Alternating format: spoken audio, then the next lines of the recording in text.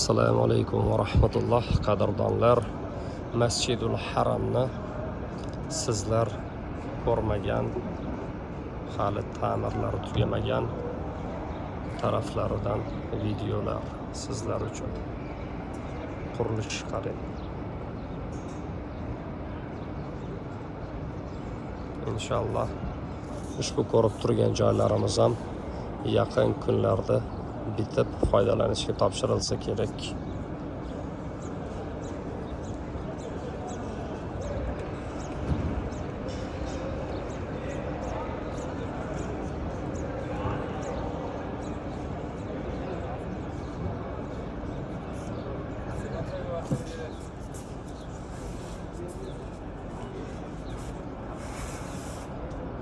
Katta ehtimol bilan bu rakursdan Masjidul Haramni ko'rmagan bo'lsangiz kerak.